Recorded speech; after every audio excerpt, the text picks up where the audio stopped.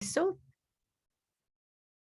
thank you so much for that that introduction. It's silly to think about all of those words in just one person, but I really appreciate your kind words and those the means of segue as I sit amongst a collection of heroes, both literally and figuratively, right? So as the heroes group, but I think I was so excited when Wendy invited me to be part of some of the work that you're doing first, because, and Wendy, as I'm just kind of introducing and saying hello, would you mind allowing me to share screen? I don't have access just yet. I apologize. There you go. Oh, that's okay. So first of all, because I've had the opportunity with Wendy to work on a couple of different grants in and amongst some of your colleagues across the state and have had only fantastic experiences. And then also just thinking about the possibilities here that we have to spend some time together. So what I would like to do here is get things underway with a little bit of an introduction in terms of today we're going to be talking about making those local connections. So thinking about the ways in which we can curricularly situate whatever the social studies we might be doing to our local community, our state, or our region in ways that I know your standards represent, and really maybe that sort of that little bit of a stretch that that you're thinking about in your own classrooms. And so with that, it's also nice to know that you're just getting to know each other a little bit here as a group. If you wouldn't mind, wherever you're at respectively, opening up the chat. And I'm going to start with just a short activity around what is a seemingly simple question. So if you wouldn't mind, I'm going to ask you repeatedly for about a minute to answer the question, who are you? And each time you answer in the chat, I'd like you to think about a way in which you can further describe yourself. So for example, if Wendy were to ask me or Jim were to ask me, who are you? I could say Kristy. And then if I ask again, I might say Dr. Brugar and get really serious. And then if they ask again, I might say that I'm an avid fun runner. And I might talk about my dogs at some point. So if you would please indulge me for the sake of introductions here in the chat, please share, who are you?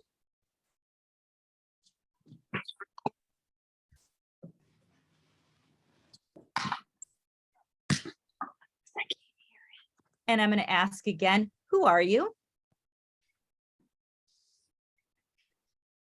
And I love that there's a Kristy with it spelled the right way also in the group. Kristy, nice to meet you. There are a few of us. I'm going to ask again, who are you?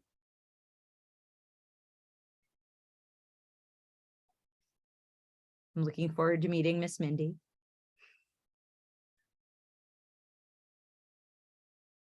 Oh, do we have an AOPI? Is that what I see there? I'm going to ask again, who are you? Destiny, you just got real serious with Sergeant Keen, right? I love it. Oh, Roger, awesome. One more time, who are you?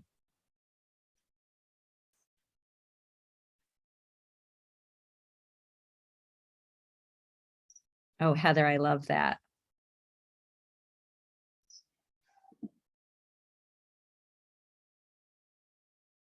And I'd like just to stop and just take a moment to scroll through. Melinda, I like how you got all three there right at the under the wire, as it were. That's fantastic. If you would please just take a moment and kind of scroll through. What are some of the responses that we see? What are the things that you notice here amongst the ways in which people have identified themselves in and amongst this group? And I'm going to invite you to turn your microphone on and just kind of shout out some of the things that you've noticed here.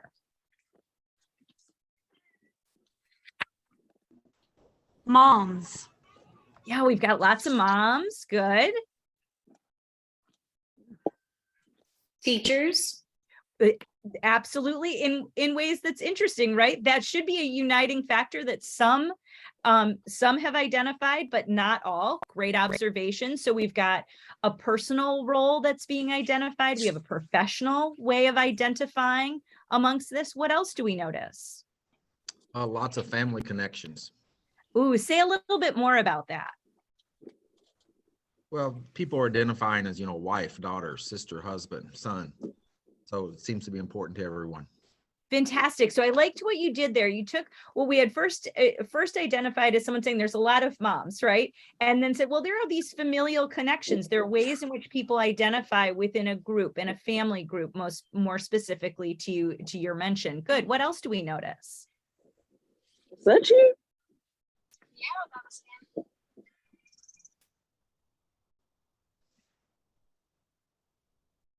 Anything else that we notice here? I see that we've got a number of people that are readers, so are identifying maybe as a hobby, and I see reader and I see runner that's there. I see also, I've noticed that we've got a couple of people that identify maybe as military, as Christians. So there's affiliations to other groups or other identities that come across here. Anything else that you notice? Hobbies. Hobbies. Yeah, absolutely. We've got Nicole is a basketball enthusiast, and now I'm kind of interested if Nicole had her camera on, if there would be a basketball in the background. I like that we've got some school images there. What else? Anything else that you notice? Roger, can I put you on the spot for a moment? Sure. I noticed that you had identified yourself as a storyteller. Can you say a little bit more about that? Well, I grew up in a family of storytellers. That's all the grandparents and my mom and dad were always sharing, stories of their past and things that happened. So I've always had a love of that, and a very extroverted person. So I love to talk. If you ever meet me, I'll talk your ear off. You'll have to tell me to shut up. But So actually we started a storytelling group here in Cynthiana, and we this time of year, especially, we do ghost stories. For the public. So I really love to collect and share any kind of historical story, but ghost stories more often than not. And I think people connect through I love to hear other people's stories too. That's the way I connect with people. That's fantastic. And thank you. We tell stories in the classroom at least weekly. The kids tell them to me, I tell them to them. So it's a great way to connect. That's fantastic. And thank you for indulging me with that. Will you please turn on your microphone there? Because I think one of the things that you just did in that further description was showing how that one identifier actually links you to all of these other attributes that we had just talked about. So you come from a family of storytellers, so we had talked about those familial connections. I use them in school, so now we've got that professional connection, and just really rooting yourself in sort of that identity. So thank you for doing that. I'm going to have us do something similar, but with a different and seemingly simple question. So I'm putting in the chat a link to a Jamboard, and if you wouldn't mind, please going to that Jamboard. If it's easier for you, I also have a QR code here. And and what I'm going to ask you to do is I'm going to ask the question, where are you? Similar to what we just did with who are you, I'm going to ask, where are you? And I'll ask that repeatedly. And so each time I ask, I would like you to create a new sticky note with a response to where you are. Does that sound like something we're okay with? Okay, I've got some thumbs up, some things to do. We're on that page, I hope. And let's go ahead. Where are you?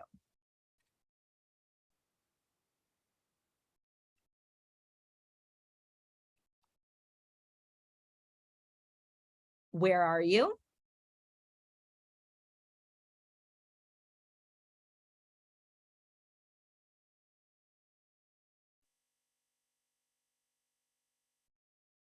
Where are you?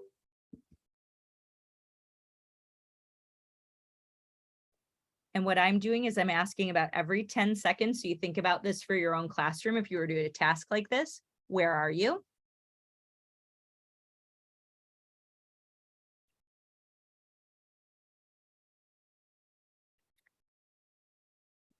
Where are you?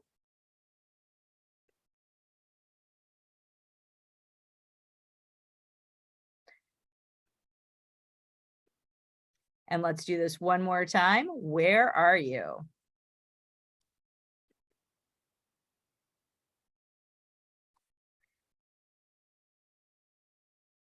Fantastic. Okay, so let's see what we've got here.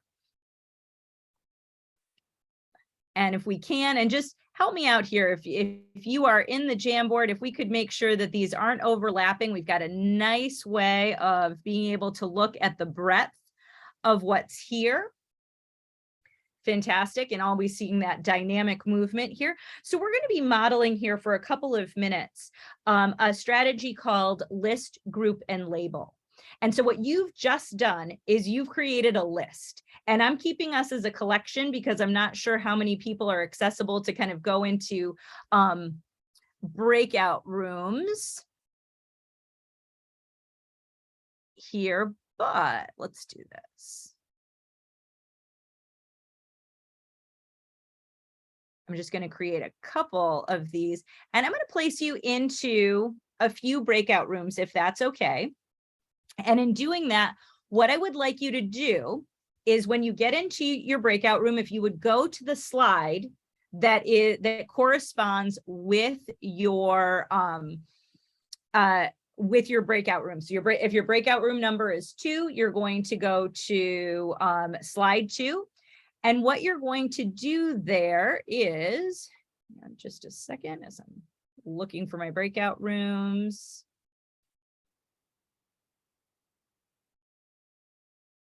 Wendy, would you mind helping out with doing just like 4 breakout rooms? I think we'll be fine. Actually, let's do 5. How many do you want in each room? We can just divide equally. 5. So, okay. 5 breakout rooms. Got it. Yeah. So what you're going to do is in your group, what I'd like you to do is move these, our sticky notes around and group them commonly. So if there are things that are similar, kind of put them together in a group. And once you've organized them into these respective groups, I'd like you to create a label for them. So in other words, identify what's in common. And so for example, in what we're seeing and so we're all using the same data set here. We've got lots of people that are in Kentucky. So we might label that as state. Does that make sense? Okay, Wendy, let's move folks into different rooms if you wouldn't mind.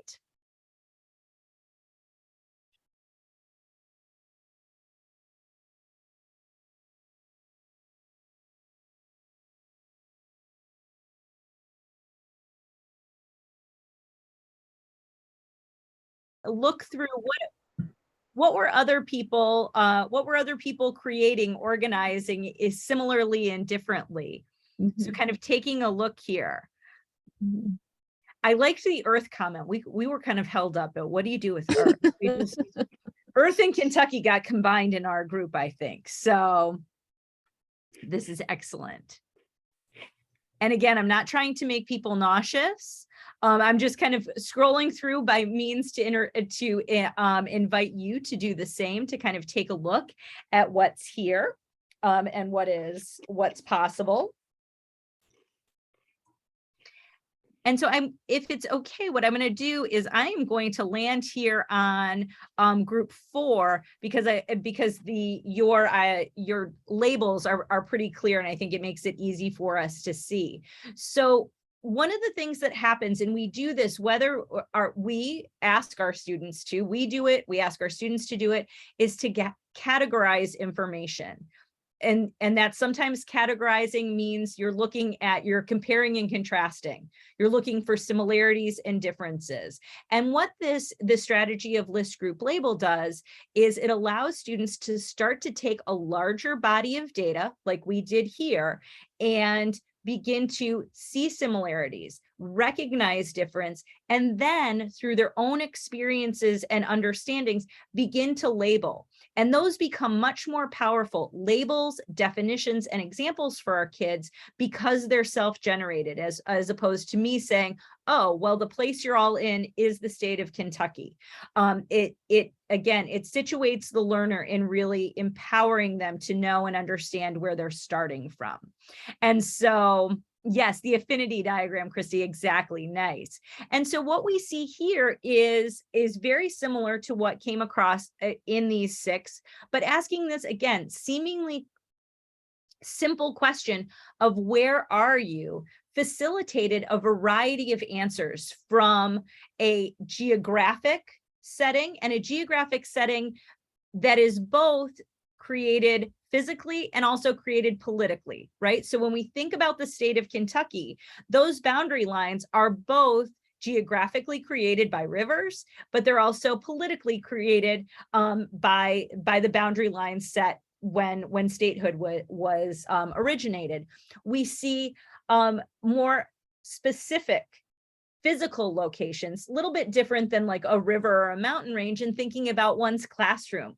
We see where someone is in sort of a virtual space, thinking about the technological aspects of typing on a computer or being in a learning space, which is pretty cool to think about. I like that we've got the label of furniture. That was a very specific, like in a recliner, and I'm very jealous of the recliner person. So just FYI. And then there's also this really cool one, and I'm not going to ask the person who added this to call it out, but I love this idea of older. So where am I? We think about that could also be where we are in our life, right? We're older or younger. We're at the beginning of, middle of, in different ways. So these are wonderful examples. So thank you for indulging in this. But a very simple way for students to first create a collection of data, organize what it is, and then see commonalities amongst. And again, there are some similarities, but there are also some differences across our slides in the ways in which each one of you kind of identified. And again, it's going back to using that easy Jamboard thing that was so common in our lives during the pandemic. And I'm not saying that we're done with the pandemic, but we're certainly maybe in a less Jamboard space than we once were. So with that, again, it was just a simple activity to get us to get to know one another, get us thinking particularly about our locale. But what questions or comments or concerns or even adaptations, ways in which you have used this strategy or a strategy similar, and feel free to just unmute your mic and share with us. I think that's one of the values of working with leaders as part of this grant. You all come with a wealth of experiences to share.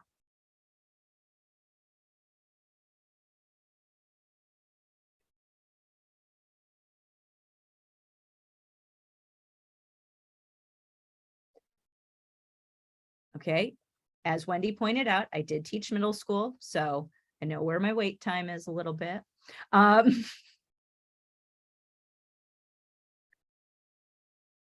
Okay, I like this. Yeah, commonalities with each other. Nice. So I'm gonna have us transition a little bit, and I hope that in some way, shape, or form you might use that again, that really simple list group label. I often will use this or use this with my middle school students, and now I model this with my teacher preparation students. When we think about what do we know, what students know is sort of a gathering of pre-information or a pre-assessment. What do you know about the American Revolution? And then having them group, do they know battles? Do they know individuals involved? Do they know end results? So kind of getting them to think about what they're already bringing to the class before I start retelling things that they already have information with. So a lot of that where are you situates us geographically and helps us think about particularly the notion of local history. So when we think about local history, right, it's the study of the geographically bounded area. So a region, a state, a county, a city, town, village, or neighborhood, exactly the things that many of you had listed on that Jamboard. So that's your microcosm of the information and of the place in which you are connecting your students to. And so why do we do this? Why would we want to include our local history over and above that we see it connected to our standards? And we know the links. It's in the standards and we want students to link because we want them to see their lives as connected to and relevant to these larger bits of these larger ideas and pieces and concepts that we share as part of history and social studies instruction. So first we want to think about local history as this microcosm that within our community experience, our regional experience, our state experience, there are these case studies, if you will, that help explain westward expansion that help explain or really connect students more closely to the idea of the development of a nation or statehood. And so that serves to be a pretty powerful connection for our students. We also study local history because it teaches us more specifically about our community. It's not just to learn others, but really to value what is exceptional in the generations of individuals who have been part of that community, whether they're related or connected to our students directly. And so when Roger had shared with us that he was a storyteller, often we see local history really expressed in these ideas of stories and community stories. How did this group of people band together to become the place that it is today in one way, shape, or form? And sometimes that is 100-year history, and sometimes it's 100-day history, but that history serves as an opportunity for students to value and contribute to those spaces. And then lastly, it's to connect students and remind them that history is all around them. As I said, it could be 100 or more years old, and it could be 100 days old. But it is all around it, and it's they're part of an ongoing story that makes up their community, their state, their region, and our nation. So it's important that we connect with and present the local. And so I want to share with you just a way in which we might think about this around this using the acronym of local. And so when we think about local history and local experiences for our students, we'll think about the landscape. And so what is the physical, social, and political landscape? And again, for many of our students, those of you that are teaching elementary and maybe even into middle school, the notion of landscape has always been the front yard or the backyard, right? Or the park down the road. But really thinking about a landscape, about a larger way of viewing a space. And I'll model or have us model and talk about a couple of activities with each one of these or resources. When we think about, I want to think about the opportunity to understand ordinary people over time. And so it's the neighbor that lives across the street. It's the member of your church or your community that has collected all the recipes or whatever the case might be. But it's the everyday people that make a difference in knowing and preserving the past. It's thinking about the contributions, that C is the contributions to art, culture, and society that are both close and distant for our students to really see value and connection to the larger, again, back to that landscape. And then when we think of A, that all history is local to someone in some way, shape, or form, but we have to ask the questions. And so really thinking about how local history promotes and advocates for us to think about and to ask good questions with our students.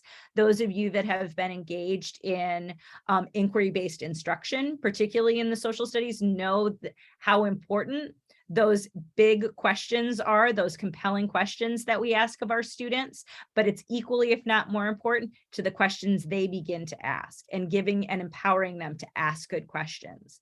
And then finally, when we think about local history and local connections, it's to link, right? It's to link students, that microcosm idea, to the state, the region, the nation, or international events. And so if we kind of take a little dive in this, wherever you're at, would you just kind of scribble the outline of the state of Kentucky, please?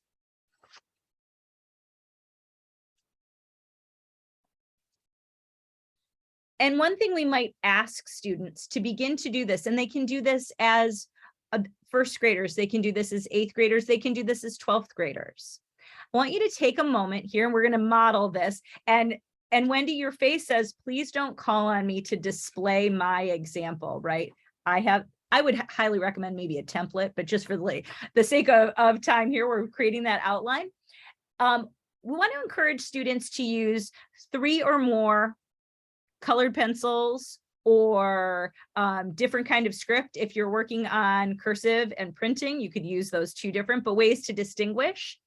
And what I would like you to do is add words, phrases, or image just through Doodle of things that are physical in a description of the state of Kentucky, things that are social in describing the state of Kentucky, and things that are political in terms of describing the state of Kentucky. So 3 different ways, and we'll find that students will vie more one way or another, but just take a moment. I'm curious kind of what you might jot down or doodle.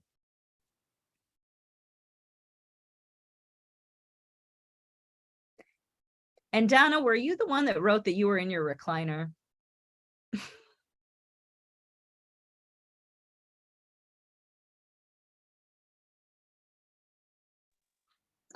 No, but I just got home to my recliner. Okay, so we'd add another sticky Yeah. that says we have 2 recliner friends. Awesome. Yeah. Thanks.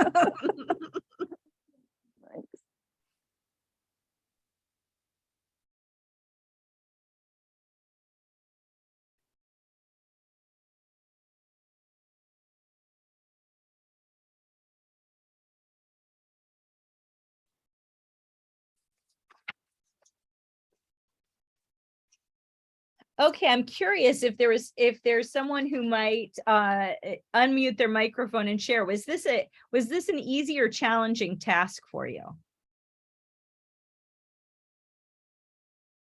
Alexandria, I think you're saying something.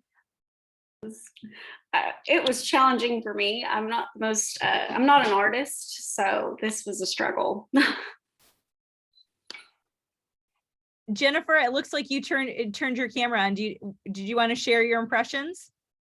I think it's a little bit of a struggle, and I could see that with my students. I have 5th grade, so I could see where I would have to go over what is social, what is political. You'd have to define those terms for them. Even as an adult, I'm kind of like, okay, does that really count as social? Political, I kind of know, but I could see where my students, I would need to pre-teach some of this, but I think they would really like it. I think this would give them all an outlet for like the creativity, the visual learners, things like that. And I really appreciate that Jennifer, and you contextualizing it to, I teach 5th grade. So you may say, I just want my kids to think about what is a landscape and see where they're at and how they're responding. So you may pull back on that idea of political, social, and physical, and just say, I want you to add words, phrases, images that help describe the state of Kentucky. And so giving them that space to think about the variety or possibilities. And I will tell you, in very cheap ways for my slides, I pulled these from Etsy. Okay, so this is not like artistry that's happening in my office. No way. But just giving an example of kind of the ways in which, particularly the image in the lower left-hand corner, how kids might think about this, or how we might describe this in different ways. Kristy, Yes, sorry. please.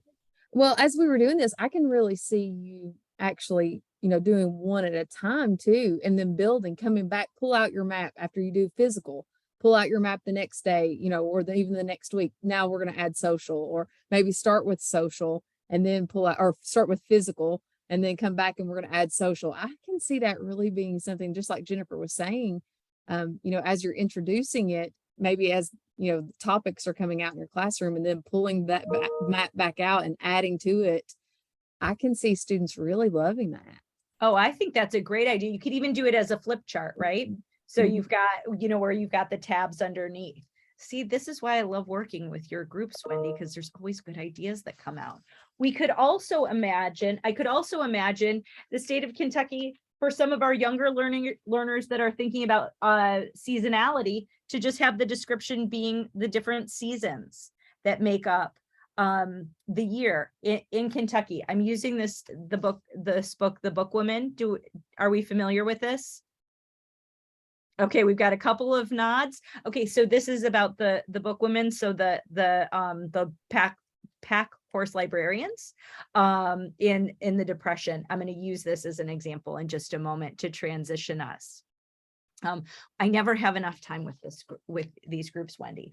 We think about these opportunities to study people over time. And give me just 1 second here, because I want to share this link with you. And so there are a couple of places in which we might explore the stories of ordinary people. And so I'm going to put this in the chat for you to kind of just bookmark here. Many of you may already have that.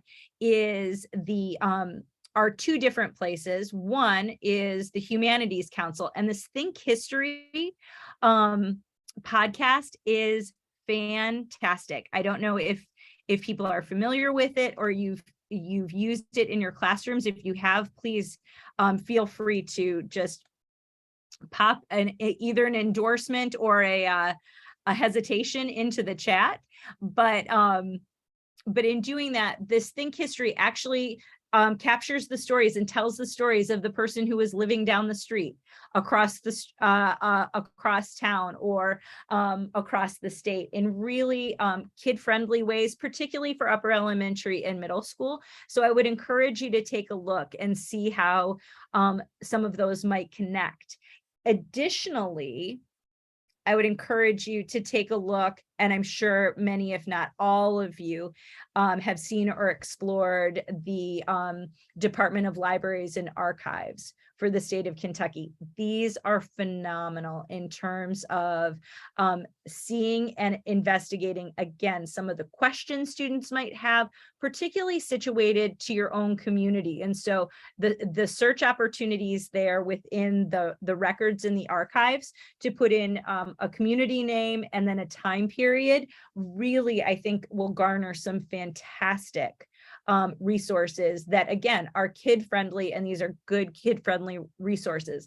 I want to just give you a moment, because I know when people share resources and then quickly speak through them, it's like, well, did I even remember that happened? So we're going to take like 2 to 3 minutes, and if you want to click on those links and see if there's something that's worthwhile or worth bookmarking, please do.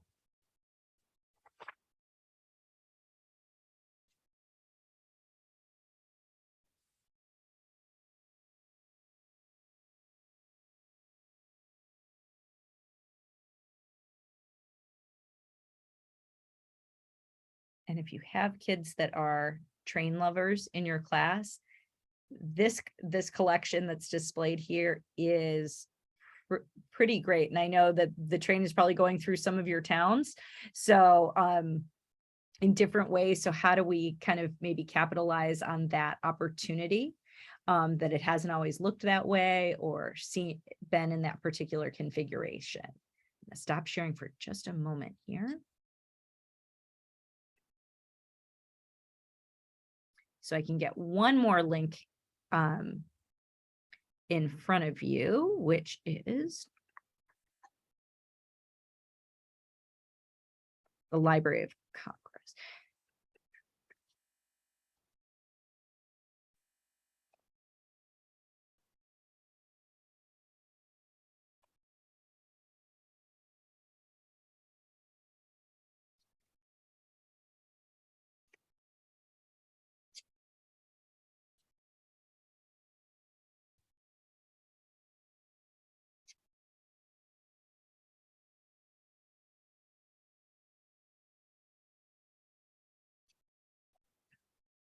Okay, I'm just going to flip through a couple of these as we go, just to take a look again. So thinking about the library connections, and also I would advocate for, so again, in preparation for this, doing a little bit of exploration, the Ask the Librarian link there is highly recommended.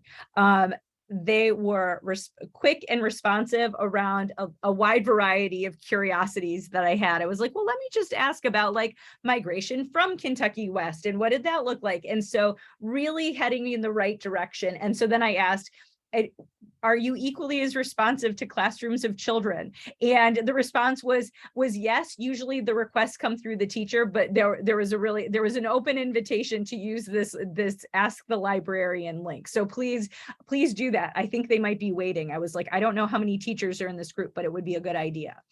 Then next, we're going to go to that. So the last link that I added, I won't go into the humanities one. Hopefully, again, that podcast will be of interest or advantageous to some folks. But then also there's the Library of Congress. And I know over the course of the grant experiences, you'll hear lots about the Library of Congress and the resources that are there. But I wanted to direct or share with you this particular site, because this particular page around exploring community through local histories, stories, landmarks, and traditions, in thinking about oral histories, but also I've got a historical marker link that I'd like to share with you as well. this is actually a lesson plan that helps us think about how we teach and work with students around local histories. That's a little bit more distinct than simply going and asking our neighbor, our friend, and things like that. So I would recommend taking a look at this if this is of interest. And again, I've selected this because some of those life stories, the manuscripts from the Writers Project are linked and communally connected to Kentucky. So there are some really fantastic archives, both within your state, but also in the Library of Congress, that I think are really helpful. And some of those come out of this idea of the women librarians that were so active during the Great Depression, during this piece. So with that, was there anything that you found that was of interest that you'd like to kind of note for the group? Want us to be particularly aware of? And again, you can feel free to just speak that out, or you can put it in the chat. You're welcome either way. Okay. Then when we think about this contribution to art, culture, and society, I'm going to do a shameless plug. So one of the ways in which Wendy and I met was through the National Council for History Education. And so I'm going to share one of these ways of really uncovering some of those contributions that our local communities make, particularly in rural areas, with the second year of a grant opportunity through NCHE and the Library of Congress. So I'm pulling all of our worlds together here, Wendy.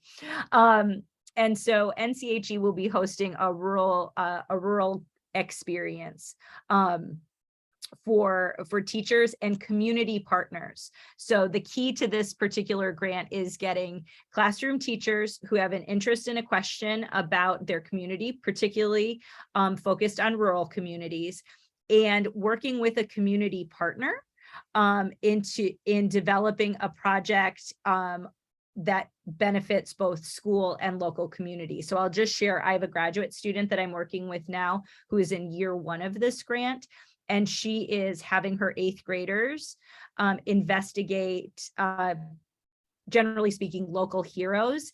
And in the public park in her community, they're putting up placards throughout. So they'll do like basically like a walk of fame, but of people just from their community. So it's pretty cool. She's working with a local librarian archivist within the town. It's a pretty small town, which is cool. So what I'd like you to do is ask librarian tool. Awesome, good.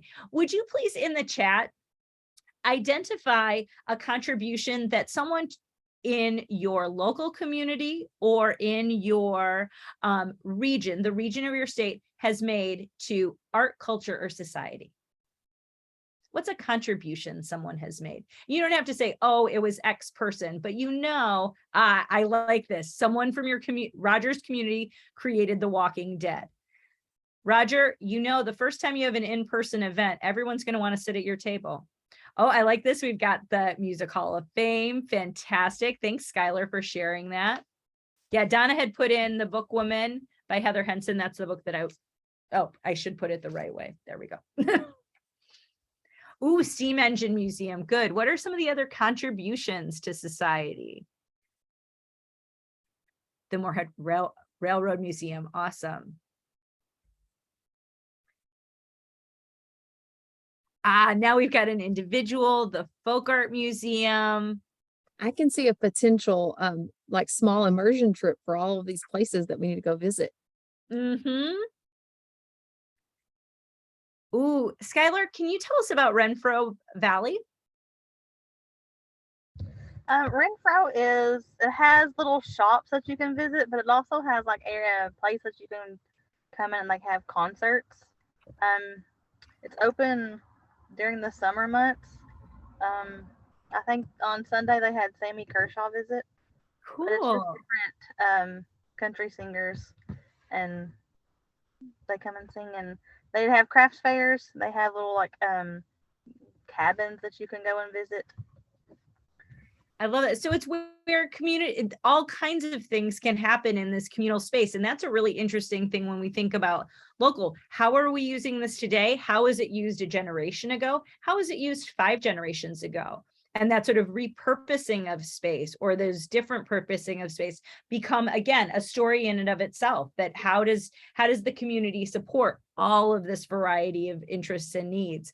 Like this, oh, we've got Silas House novels, the Wilderness Trail, excellent.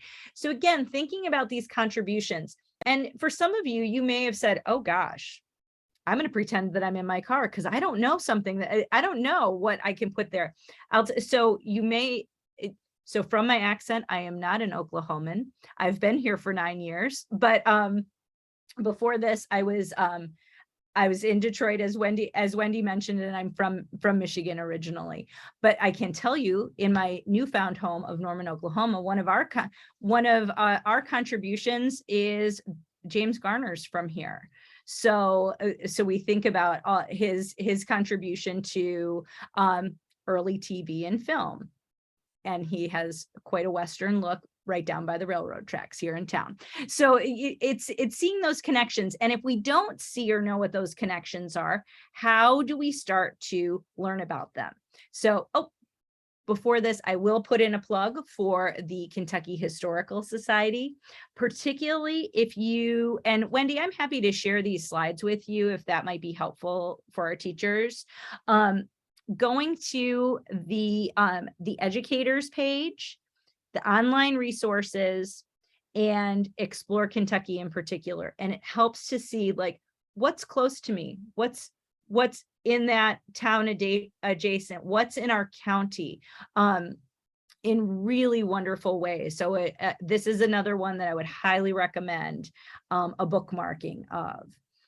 And again, it's not, this is the for educator section, but I would argue for those of you that are working with middle and high school students, it's very kid friendly for those audiences. Maybe not Jennifer's 5th graders just yet, but definitely as we get into our middle and high school students. And of course, for all of us as educators, it's a great source. And again, think about, what are you teaching? Either the time period, geographic location, other connections, and asking the librarian, navigating with those words to make these local connections. And then we think about the asking of questions. What are the questions that we want to ask? We want to encourage our students to think about in terms of local history. And so we might ask questions about what makes this a community. So we know there are these big geographic areas, but what makes it an actual community or a local? What kind of activity happens in these spaces? Who's in charge? How are the rules being made? Those are questions, right? That if we've got folks in our Zoom room today who are working with particularly kindergarten and 1st graders, who's making the rules is extremely important to them, so that they can figure out who they can ask to change those rules. And I hope all of our students are asking that to some degree, right? What work do people do? And we know across the state of Kentucky, the type of work people do that is dependent on the land and the landscape varies greatly. So how do we connect there? And how did that work, how is that representative? Again, going back to that notion of microcosm with work that happens across the country. How do we think about the attitudes and relationships of insiders and outsiders, of new people coming to the community? How do they grow and develop? What are the opportunities people have? How are they educated? All of these become great questions to think about and learn more about, not just our local community, our region, our state, and again, connecting that to these other places. These are these wide, these broad concepts and ideas that we share across the social studies. And so A leads us to those links. In our last couple of minutes together, how do we link to the state, the region, the nation, and beyond that? So I'd like you to take a moment, just as we're kind of coming to the end of our time here, and go into this historical marker site. And many of you may already be familiar with it. And I'm going to I'm putting this into the chat here. There you go. And I'd like you to just check out what's historically relevant or what has been historically identified or identified as historical, is better said, in your local community. Once you find something, if you, again, just drop it in the chat.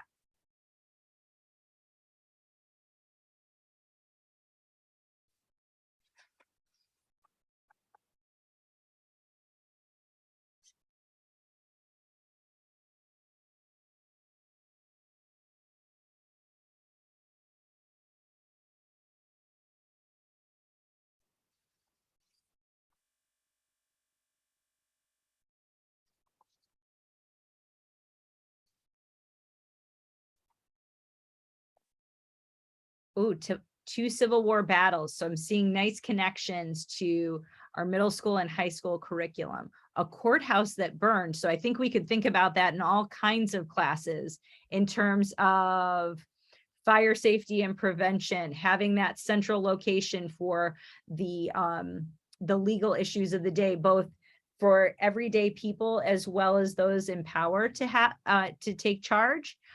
Ooh, the murder branch massacre. Holy, okay, I've got to find out about that. We've got law offices in cavelands. Is that as gory as I think it is when I think murder branch massacre?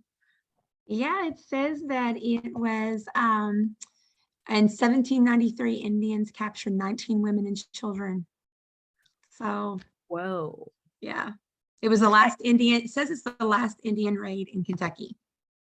Interesting. Okay, so that helps us think even about, with that example, Jennifer, thanks so much for selecting that. It has us think not just of a state action, but we could make the argument for talking about that as potentially an international experience, depending on how we frame or talk about Indigenous populations in our state. Because we talk a lot here about Indigenous nations as independent nations within the state of Oklahoma. And so thinking about that as an international experience around notions of sovereignty, the birthplace of Kit Carson. How does that connect us to the world, Donna? Or to places beyond Kentucky? I'm putting Donna on the spot there.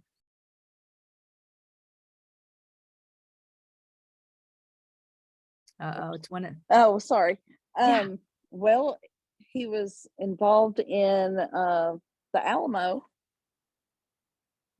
Kit Carson was. Yeah, so it helps us think again, sort of beyond the state, that there are contributions that are going in and beyond that even if someone started here, oh, I like that. Lindsay, you've got the Lewis and Clark expedition. Great. So when we think about this idea of both national and international experiences or connections back to our locality, and just having that that marker there potentially on the side of the road. Autumn, can I ask you, what's Moonlight School's 1911? Said that it was based around helping with illiteracy with adults. So after their shifts during the day, they would come to school in a one-room in the afternoons to learn how to read. Fantastic. So when we think back to these questions of what do we ask, the Moonlight Schools are connecting us to the past. It's connecting us to work and workplace. It's connecting us to attitudes and relationships to one another and to really growth and development. And it speaks volumes about cultural and social contributions that community members have made to one another, in thinking about the ways in which we want to elevate all through literacy and literacies in different ways.